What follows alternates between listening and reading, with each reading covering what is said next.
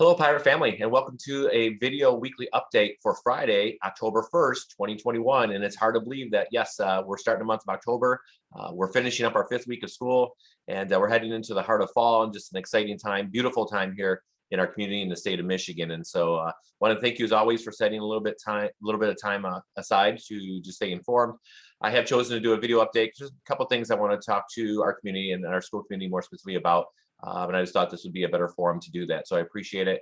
Going to try to keep it as brief as possible. In terms of COVID updates, I'm going to include the impact chart that I've been providing for the last few weeks. Instead of going over it here, just to save a little bit of time, it's going to be with the video, the video email that I'm going to send out to everybody, along with some additional countywide data. So that'll be there for you to take a look at. As you're going to see, we've had a little bit of bumps in 2 of our schools in both Pathfinder and Country. I believe Country had 6 new cases this week, and Pathfinder had 8 student cases and 1 staff case. And I've been in communication with the health department a couple times this week, actually, which is not unusual. And what they're seeing is as pockets of these things happening throughout the county and even in Washtenaw County. I think talking to the superintendent there in 2 days, I think earlier this week, they had 19 new cases just on Monday and Tuesday. And so we're all seeing varying increases, some more significant than others. Ours definitely is not that significant in terms of what our neighbors to the south have experienced, but definitely still a bit of increase, especially once again in that age group 19 to 30. And I'm just going to encourage everybody to, once again, strongly consider wearing masks upon entering the building, staying with the good hygiene habits that we have, being mindful of one another, and most importantly, just if you are sick, please stay home. Better be safe than sorry, especially since we know that there's colds and just varying different kind of normal illnesses that we're experiencing, and just stay home. Get tested just to once again just to make sure that everybody's safe and you're keeping yourself safe and your peers and your family safe as possible. So, but once again, that data will be there for you to take a look at your own convenience. It'll be included with the email that I send with this video. And so let's move on from there. One of the reasons why I really wanted to just spend time talking to you personally today was just to reinforce what's already been communicated. I know both at the Pathfinder level and our high school levels, and it's really more of a secondary issue. And you may have heard this, it's been on national news, is the Tik Tok talent challenges that some of our students have been engaged in, and students throughout this country. And this past month, the challenge involved destroying and stealing school property, videotaping it, things from soap dispensers to paper towel rolls to just anything that kids can have, pencil sharpeners from the classroom. And our principal has done a great job communicating not only with you, the parents, but with our students as well, just the seriousness of that. And we have seen a decline in that behavior, which is positive. But what we're concerned about is these themes. There's a theme for each month of the school year. And as we view these themes, they are definitely more extreme in nature. And to be honest with you, they're bordering on criminal activity that can be considered sexual assault, sexual harassment. They involve exposing themselves to others, touching staff members inappropriately. And parents, we need your help. We need you to have serious conversations with your children, with our students, as we are having. We do not want to see them, because of social media, getting wrapped up in this, make really poor choices that can have significant consequences and long-term consequences for them. That is the one thing we do not want to see. We have good kids, and we've always had good kids, but we know good kids can make poor choices. Good adults make poor choices. And so we want to be proactive. We want to just make sure they're aware that these things are not appropriate. They need to have self-control and not get caught up in kind of the excitement that comes with posting videos or being on a TikTok video. And please, I can't implore enough that you as parents, and you work alongside us, that we can get a handle on this. We can help support our students in making good decisions and keep them safe and keep them from having significant consequences that could have legal ramifications as well. We've been in direct conversations with Livingston County Sheriff, Christine Herr, which is our deputy that helps us at the high school, been part of this. I've been in conversations with the sheriff, Mike Murphy, and we're working collaboratively as a county as well. But please, as we enter October, the last thing we want to do is see our students who, once again, we enjoy having them in our schools. get caught up in this. And so I really need you to help us and support us and really support our kids, because that's really what it's about. So if you can do that and just have these conversations with them, really would go a long way, and we appreciate it because we're having conversations here at school as well. So thank you. Do appreciate that.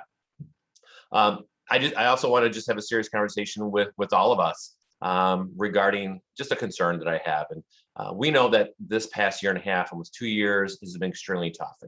We've seen a shift in our culture, shift in our behavior, even in our own tolerance to withstand just what we're going through. And it's been frustrating on many levels. And we see changes of the behavior, and it's not always for the positive. And one thing I pride myself of being part of this Pinckney Community School family and community is just the essence of who we are. We're salt of the earth. I think we're real people.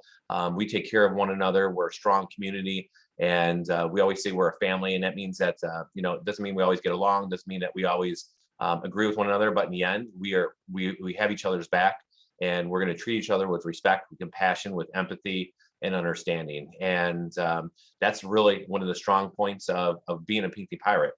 And unfortunately, we're seeing some of the opposite of that.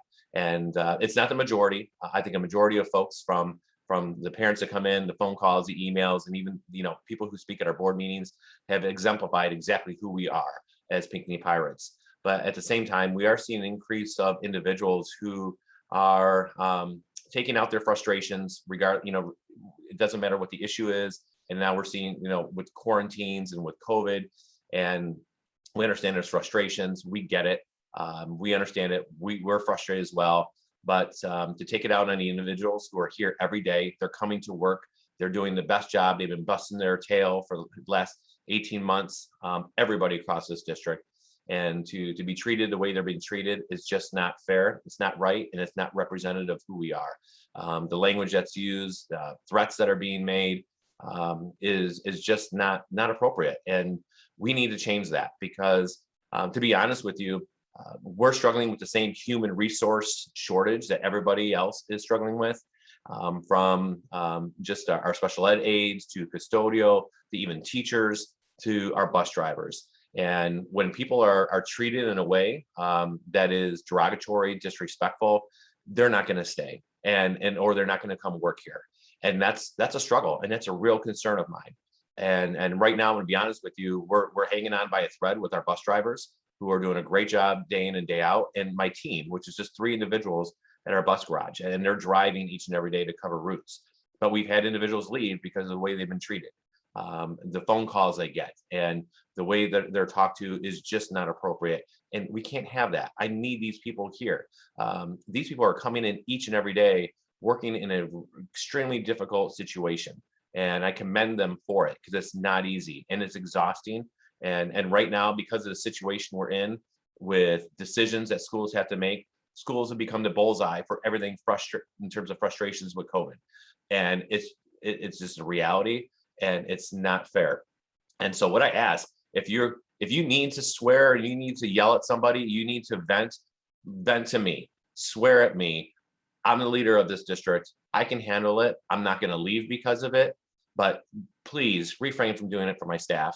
They've worked too hard, and I need them to stay. They deserve to stay, and they're here for the right reasons. And so I implore you, and you can hear the passion, because I care deeply about these folks, and my job is to help protect them, support them, so they can then better serve your children, my children, and all of our students at Pinckney Community Schools. And the thought of losing them is extremely concerning. And I don't want to have to get to the place, especially from our transportation, where we have to start canceling routes, delaying routes, eliminating busing. And you're hearing that happening throughout the country. And we're like I said, we're hanging on by a thread. And I don't want to have to even think about contemplating doing that. So if you're frustrated, express your frustrations in a respectful way. We get it. I understand it. We feel the same emotions that many of you do as well. But we're doing the very best job we can each and every day, given the situation, given the parameters we have to work in. And we've been more than flexible here at Pinckney Community Schools, and from last year and what we offered and what we're doing right now. So once again, we do have restrictions on what we can do and what we can't do. And in the end, we're looking at supporting over 2,200 students district-wide.